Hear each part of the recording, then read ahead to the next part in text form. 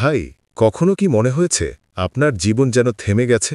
যত চেষ্টা করেন টাকা আসে না, রিজিক থেমে আছে, চাকরি নেই, মানসিক শান্তি নেই, পরিবারের সমস্যা, আর দোয়া করছেন কিন্তু মনে হয় আল্লাহ শুনছেন না।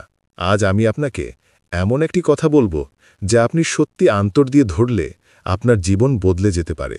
এটা কোনো গল্প না, এটা কোরআন ও সহি হাদিসের সত্য কথা। রসুল সাল্লাল্লাহু আলাইহি ওয়াসাল্লাম বলেছেন, বান্দা তার রবের সবচেয়ে নিকটে থাকে সেজদার মধ্যে। সহি মুসলিম। দোয়ার সবচেয়ে গ্রহণযোগ্য মুহূর্ত হল সেজদা। সেজদায় আপনি বলেন, হে আল্লাহ, আমি আর পারছি না, আর আল্লাহ বলেন, আমি আছি, আমি তোমাকে দেখছি। পবিত্র কোরআনে আল্লাহ সুবহানাহু ওয়া তাআলা বলেন, ওয়াসজুদ ওয়াকতারিব, অর্থ সেজদা করো এবং আমার নৈকট্য অর্জন করো। সূরা আলাক আয়াত ১৯। অর্থাৎ আল্লাহর কাছে আসার দরজা হল সেজদা। আপনি যত কাঁদবেন, যত সমস্যা বলবেন, যত দোয়া করবেন, সবচেয়ে দ্রুত পৌঁছায় সেজদার ভিতরেই। সেজদা বদলে দেয় পরিস্থিতি। মানুষের দুনিয়ার দরজা বন্ধ হতে পারে, কিন্তু আল্লাহর দরজা কখনো বন্ধ হয় না। সেজদা বদলে দেয় রিজিক, মানসিক চাপ, টেনশন, পরিস্থিতি, হৃদয়ের অবস্থা, আশা। সেজদা এমন আমল যা কালো ভাগ্যকেও আলোতে পরিণত করে। আল্লাহ কখন জীবন বদলে দেন?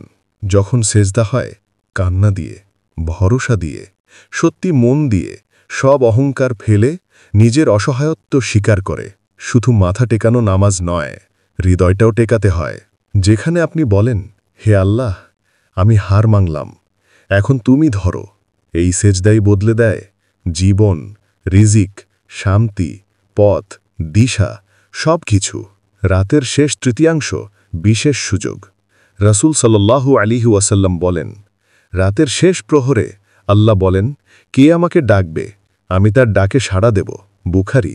মানুষকে ডাকলে তারা ব্যস্ত থাকে, কিন্তু আল্লাহ বলেন, আমাকে ডাকো, আমি শুনতে প্রস্তুত। আজকের আমল, আজ রাতে যত কষ্টই থাকুক, যত সমস্যা থাকুক, 2 রাকাত নফল নামাজ পড়ুন। তারপর একটি দীর্ঘ সেজদা দিন।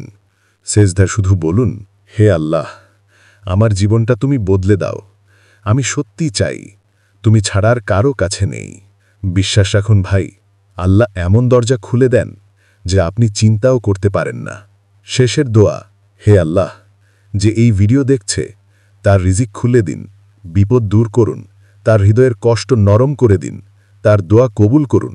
হে আল্লাহ, তার সেজদাকে এমন সেজদায় পরিণত করুন যা তার জীবন বদলে দেবে। আমিন।